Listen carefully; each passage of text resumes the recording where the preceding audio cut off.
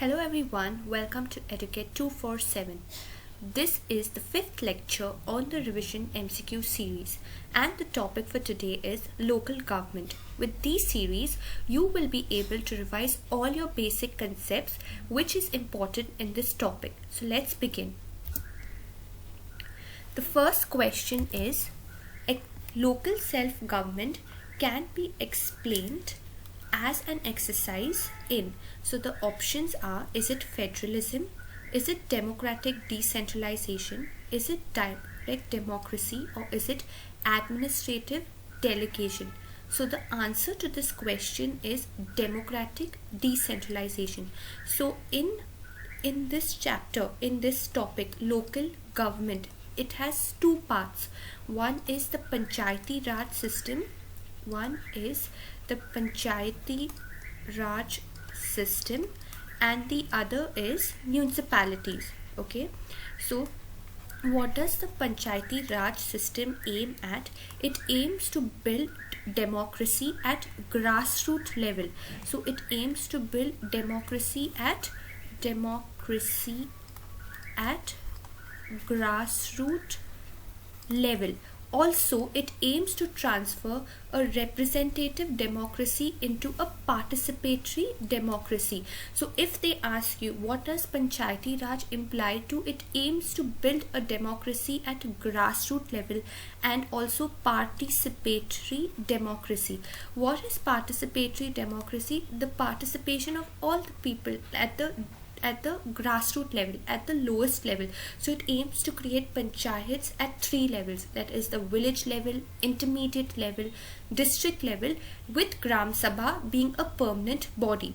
And also the second part in this topic, that is local government, is municipalities. The 74th Amendment Act gave a constitutional status to municipalities.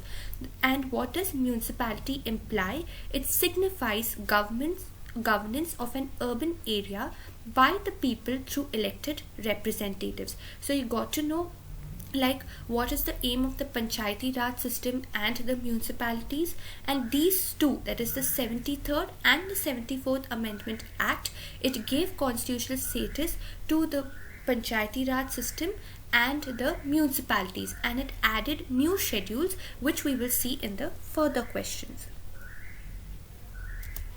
Yeah. The next question is, 12th schedule of the Constitution deals with which of the following? Okay, the options being, is it allocation of seats in the Rajya Sabha, is it municipalities, is it anti-defection, and is it panchayats? So they have asked us the 12th schedule deals with which of the following, and the answer to this question is municipalities. So let us see. The 12th schedule, okay, it deals with municipalities.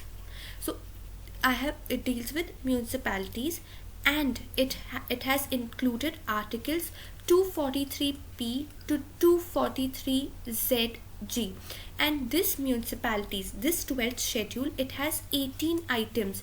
Which are the 18 items? It in things like, so the 18 items are urban planning, including town planning, planning for economic and social development, roads and bridges, water supply for domestic, industrial and commercial purposes, fire services. All these are the 18 items, and this was added by the this was added in the 12th schedule, the 74th Amendment Act, and it has how many items? 18 items. So let us even go through the other options to see which schedule do they belong to.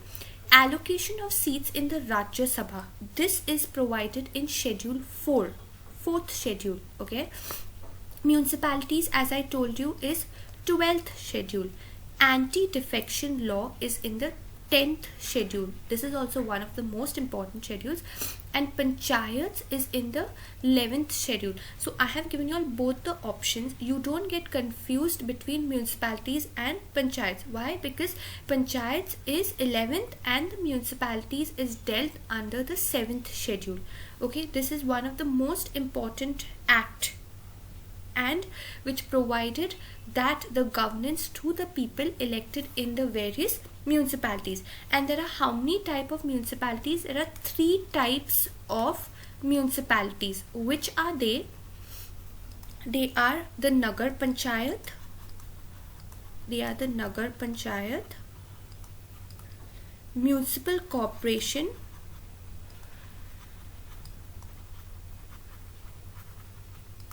and Municipal Council. So we have three types of municipalities. Nagar Panchayat is for the intermediate level. Municipal Corporation is for big cities like Mumbai, Delhi, and these are for smaller cities. Okay. Third question. Consider the following statement. Which of them is incorrect? Okay, so they have asked us to find the incorrect statement out of these statements. So let us see the options. It envisages the Gram Sabha as the foundation of Panchayati Raj System. Second statement, it provides the Panchayat bodies will have a duration for 5 years. Third statement, it has reserved 33% of the seats to the other backward classes in the Panchayati Raj institution. And the fourth statement, the superintendent's direction and control of all elections to the panchayats are vested in a state election commission. So they have told us to find out the incorrect statement. So the incorrect statement is it has reserved 33% of seats to the other backward classes in the panchayati. This is a wrong statement.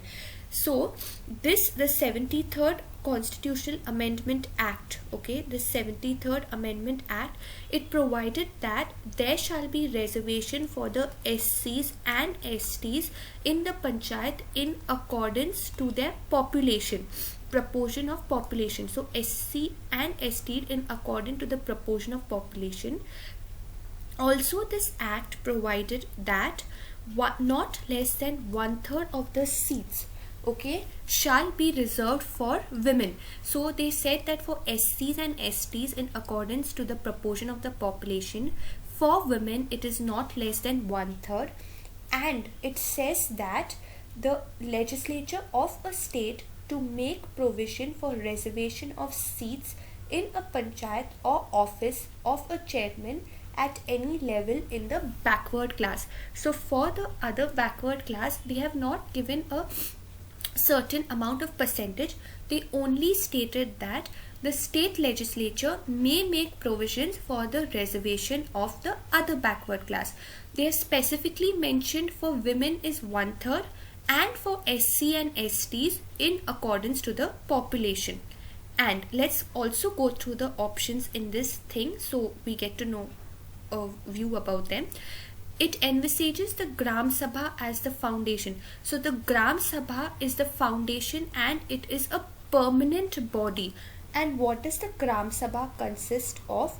It is a body consisting of persons registered in the electoral rolls of a village comprised within a panchayat area at the village level. So the Gram Sabha is the basic foundation of the panchayati. It consists of the names of the elected people at the village level and at the panchayat, okay, area. Then it provides the panchayat bodies shall have a duration for 5 years. So the duration of these bodies is 5 years.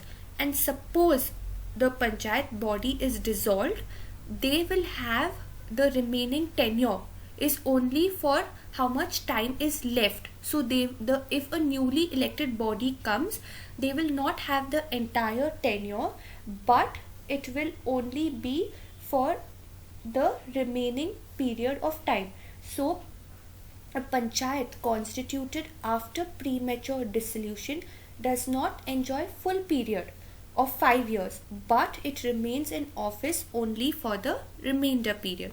And the third point I told you, 33% is not there. The legislature for the backward classes, it only states that women is 1/3 and SC STs in accordance to the population. The fourth point, the superintendence, direction and control of all elections are vested in the State Election Commission. So this State Election Commission, it consists of a State Election Commissioner who is appointed by the governor. So this governor is State Election Commission is responsible for all the election, and this State Election Commission, it consists of a State Election Commissioner who is appointed by the governor. So they will oversee the elections of the panchayats. Next question is, which of the following bodies are created in India for the administration of urban areas? Okay, so let us go through the options. The first option is Municipal Cooperation. The second is Municipalities. The third is Notified Area Committee. And the fourth is Port Trust. So the answer to this question is all of the above. So let us go. So there are 8 types of bodies that are created in India for administration of urban affairs. Okay, urban areas. So let us see each one by one. Municipal Cooperation. So Municipal Cooperation is for large areas like Mumbai, Delhi, and they are created by the acts of the state legislature. They are created by the states, by the concerned state legislature, and in UTs by the act of the parliament. And this Municipal Cooperation, it consists of 3 authorities, which is a council, a standing committee, and a commissioner. So this is a council, a standing committee, and a commissioner. So this council is headed by a mayor, and the commissioner, this commissioner, the municipal commissioner, is responsible for the implementations of the decisions taken by the council and the standing committee. So I told you the Municipal Corporation, it has 3 authorities. It is a council, a standing committee, and a commissioner. And the council is headed by a mayor. The standing committee is, to help the council in various matters, because it is there are so many matters to be discussed. So the standing committees are created to help the working of the council, which is too large in size. They deal with various works like education, health, and last, the commissioner. He is for the implementations of decisions taken by the councils and the standing committee. The next is the municipality. This is also the municipalities are also established for administration of towns and smaller cities. They are also set up by the concerned act of the state legislature, and for the union territories by the act of the parliament. They also have 3 authorities. The 3 authorities is the council, then the next one is the standing committee, and the chief executive officer. So here it was the council, standing committee, and the commissioner. Here it is the council, the standing committee, and the CEO. So you just note the differences between the 2. What is a notified area committee? A notified area committee is created by a notification. Okay, so a notified area committee is created by a notification in the government gazette. So it is neither a elected body nor a statutory body. So it is created by a notification, and it is not a statutory body. And also one more point of the notified area committee is that it is the members are nominated. Okay, the members are nominated and they are not elected. So N, it is notified area committee. It is created by the notification. It has nominated members. It is not a elected body, and it is not a statutory body. The next one is town area committee. What is a town area committee? The town area committee is created by a separate act of a state legislature. The composition, functions, and other matters are covered by that separate act. It may either be a wholly elected body or wholly nominated body, or partly elected or partly nominated.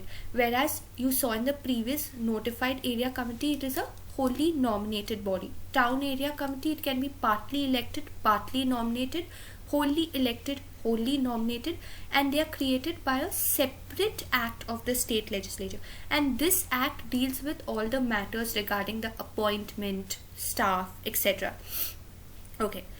Cantonment board. A cantonment board is established for municipal administration within a cantonment area. There are how many? Thus, unlike the other bodies like the Municipal Cooperation, Municipality, Notified Area and Town Committee, a cantonment board is created as well as administered by the central government. Most important point is this cantonment board, which is a form of urban local body, is created by the central government, is created and also administered by the central government. At present there are 62 cantonment. Okay, note that point. Township. What is a township? A township, now if there is a public enterprise and there are many people working into this public enterprises to provide civic amenities to its staff and workers who live in housing colonies built near this public enterprise, a township is created. Therefore, a township form of urban government has no elected members. So this township is created to provide certain basic amenities to the people who work in the public enterprise. It is not an elected body. Okay, and port trust is created for two purposes: to manage and protect the ports and to provide amenities. A port trust is created by the act of the Parliament. So we need to know all the points of the different 8 urban local bodies which are created for the administration of the urban area. So notified area, municipality, municipal corporation, port trust, the different points which, like how they are created, how they are. Next question: where was the first municipal corporation established in India? The options are Madras, Delhi, Bombay or Hyderabad, and the answer to this question is Madras. So in the year 1688, the first municipal corporation was set up in Madras, and later it was set up in Bombay and Calcutta. Bombay and Calcutta, it was set up in 1726. Who is the father of local self-government like in India? It is Lord Ripon. This is a very famous question. Lord Ripon is called the father of local self-government. And the institutions of urban local government originated and developed in India during the British rule. So since then the institutions of urban local government had developed. Also more about this is, so as you saw that Lord Ripon is the father, Madras was the first urban local government. The 74th Amendment Act gave the constitutional status to urban local government, which is known as municipalities. Okay, municipalities, and it included Schedule 12, which has 18 items in it. And there are how many type of municipalities? There are 3 types which we saw in the previous questions, and it was 3 types of urban, and there are 8 urban local types of bodies in India, which we saw in the previous question. Thank you and happy learning.